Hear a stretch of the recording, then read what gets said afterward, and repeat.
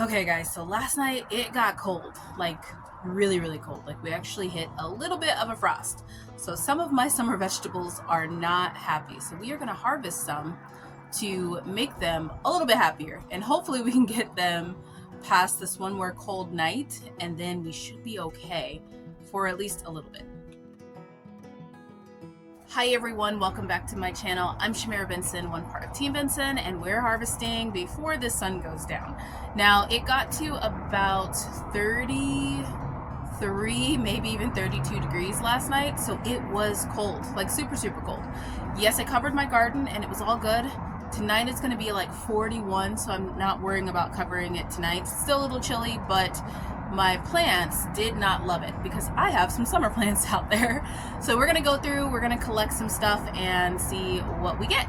Okay guys, so first we're gonna start with some squash. I know I have one right here that is looking ready. We have lots of little ones, and then I'm gonna check the other plant too and see what all we get because we have two plants here.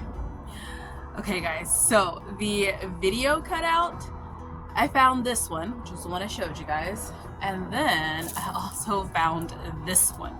This thing is massive. Look at that. So normally I like to pick these. These ones are my Mexican gray squash. Normally I like to pick them when they're this size, but yeah, I'm trying to hold them with one hand. They're huge, but that's the difference. So we're gonna have some soups or something coming up here. Now I think I lost this suyo cucumber, so I'm gonna go ahead and just pick this little guy off of here. Hopefully it comes back. I don't know because it had some babies on it. The other one seems to be fine, and then I also have another one out here that seems to be okay, but I'm gonna pick all of the big ones off of this one too. Well, these two, because there's two of them out here. Okay guys, this makes me happy. Look at these are nice. Now, if you guys have not had cucumbers, like winter cucumbers, you are missing out because they're way sweeter. Now, granted, the cold will kill them. It will. So you have to try and keep them warm enough to be able to get yourself like a little bit of a harvest, but it's worth planting, especially for us desert people, because they're just so delicious when they're in the winter.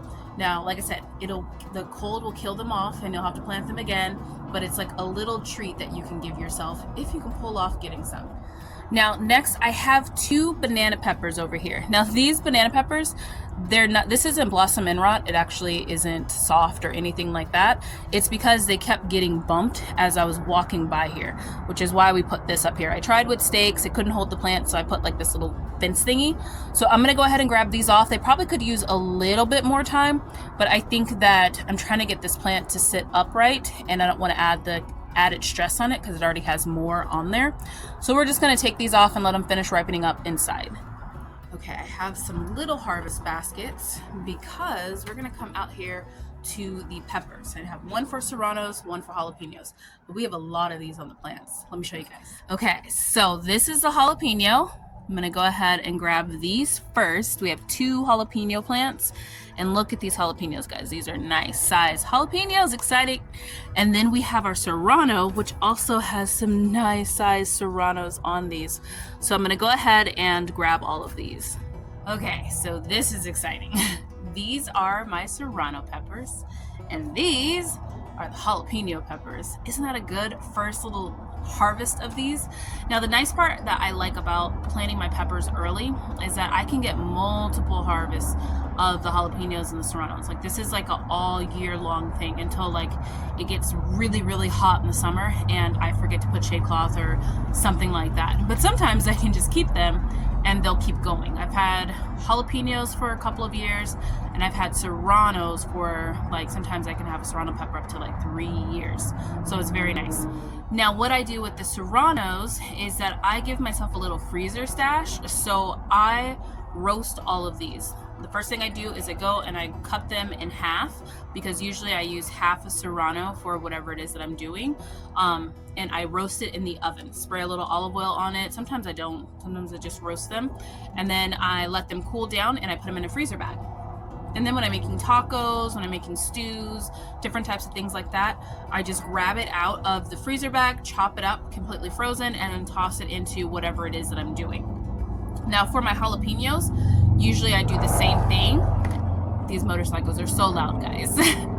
Usually I do the same thing with the jalapenos, but this year I tried to grow a lot of them. I probably should have planted at least one more, but I want to ferment these. So I have bought a little fermenting jar that I want to start a fermented jalapeno stash with like carrots and onions. There is like a little recipe that they use at like a lot of Mexican restaurants here in the Southwest, where when they serve you your tacos or like your food or any meal, you usually get like a little garnishment.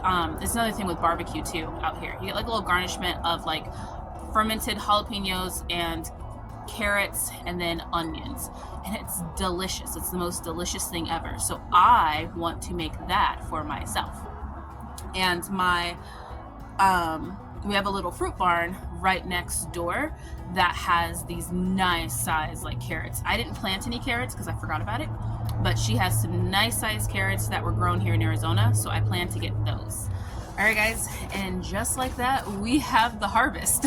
So I am going to take these inside, and we are going to have some great meals with these nice summer crops that we grew in the winter.